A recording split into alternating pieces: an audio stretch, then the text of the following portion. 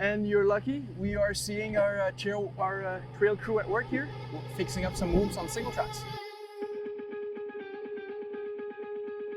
Hello, welcome back. Stefan here, president and founder of the EVADRS, Elk Valley Adventure and Dirt Riders Society. We are in the Door Grassmere area, and that we also call Kookanusa.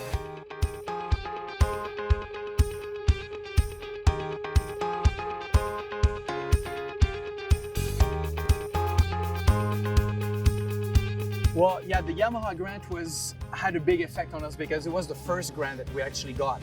And the name of the game is that you have to get a first grant to get going. So the Yamaha Stay Outdoors grant allowed us to leverage that further and get enough funding for the project.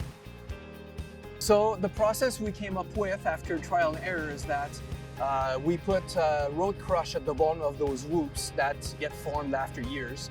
So we put road crush at the bottom, compact it, and after that we take the highs from the whoops and bring them back and cover the crush with it to give it back a natural feel.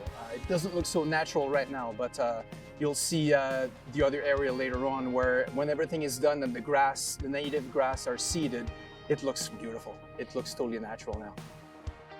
Well, at the end, we're going to be able to fix up a lot more than we wanted because we applied originally for 12 kilometers. We had the approval for 8. And these 8 kilometers cost us less than expected. So we went ahead and asked for the approval to do an extra 8 kilometers, basically. So we've done all the archaeological assessment on this, and some stuff has been approved, and some of the stuff has been approved already. And we're gonna have probably another 3.5 kilometers done here before summer hits and it gets too hot to work. We applied for it, and I guess we had a good case because we got it. So apply for it. Apply. Definitely give it a try. Yeah, because it changes trails. It does change the landscape. Like, we're making a difference.